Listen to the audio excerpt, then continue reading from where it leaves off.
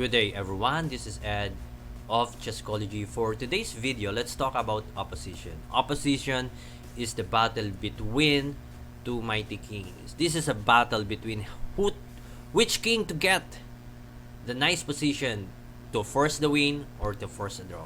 You cannot find opposition, of course, in the opening or in the middle game. And opposition is definitely important. It plays a huge part, a big role in the end game.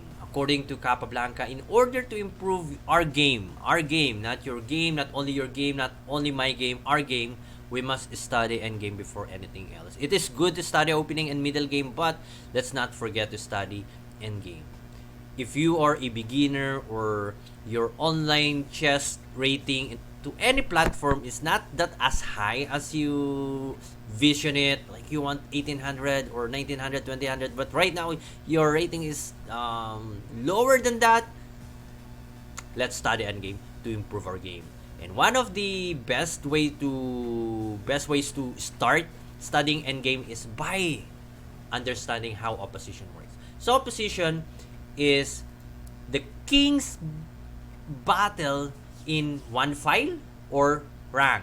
So speaking of file, this is called A file going to H file, and rank, first rank going to 8th rank.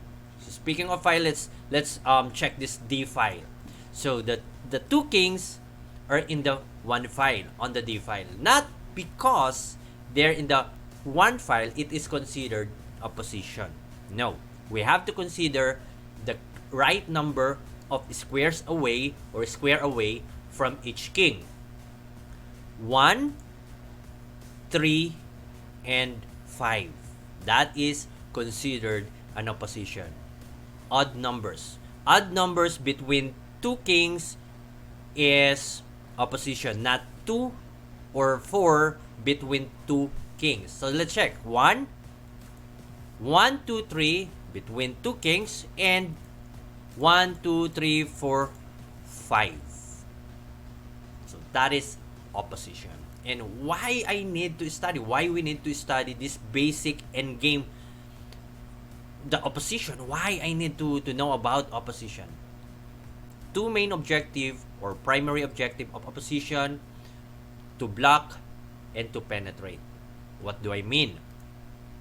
In this position, the goal of white, this is white to move you, we are playing white here, is to get yourself near to this pawn and capture it, and eventually we'll bring your two pawns to our favorite part where we can promote it to a queen.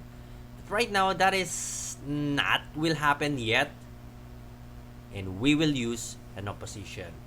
So the right opposition here is to go king e4. This is the nearest opposition you can do.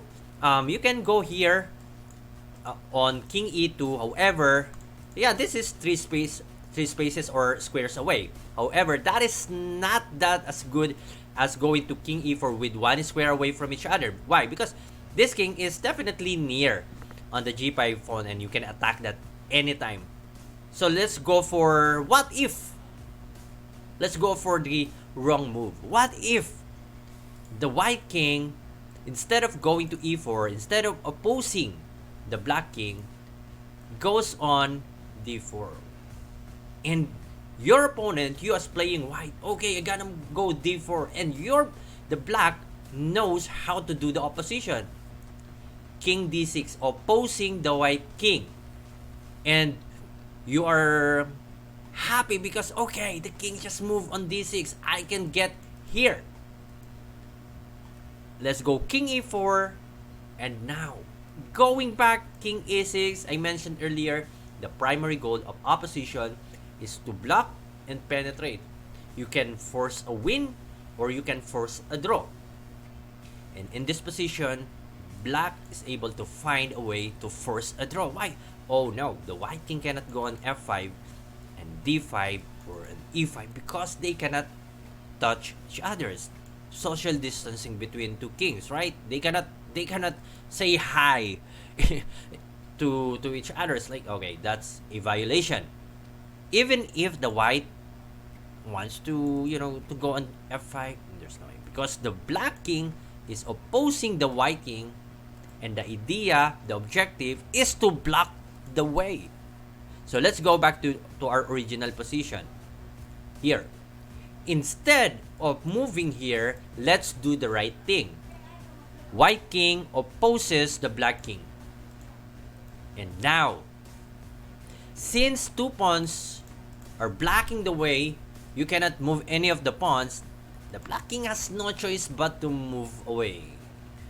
To go here or here. But obviously, king d6 definitely will give you a chance to resign, to force your opponent to resign, I mean, because after the king f5, there's no way, I think, for black to stop you from capturing these two pawns. And it's like, oh, that is sad part for black.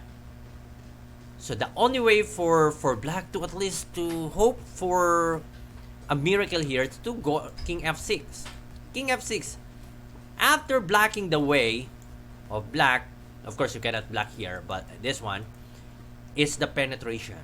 Block the way of the king and get a chance to penetrate inside the territory. You cannot oppose the king here, obviously not, because of the king of the pawn on g5 protecting and defending the f4 pawn. Let's go on d5. Oh, it's not opposition, but that's okay. Why? Because the black king has no chance to oppose you by moving on king f5 because there's a pawn on g4. So it's still good. And that is our goal, to penetrate inside. And we achieved that by what? Let's go back a little. By opposing first the king. King f6, king d5, and black, let's say, go here, king g6. Another good opposition with one space away from two kings. King going to h6 and then king f6. Now, there is no way for black to support the pawn, king h7 and capturing, and eventually after capturing this one, white will have two wonderful queens. Of course, we want two queens, to mate this one. If we can checkmate it using one queen, that's good. But yeah, of course, you have to make sure that you can. But I know you can. So one queen is enough. Anyway, so that is opposition. That is the power of opposition. If you know how to utilize, maximize the power of opposition, you can win a game or you can force a draw. And I hope you learned something from our simple lesson for today called opposition. So thank you so much. If you enjoyed this one, don't forget to subscribe my YouTube channel Chesscology, and you can visit my Facebook page Chesscology as well and click the follow button. So thank you so much. Have a wonderful day. Bye.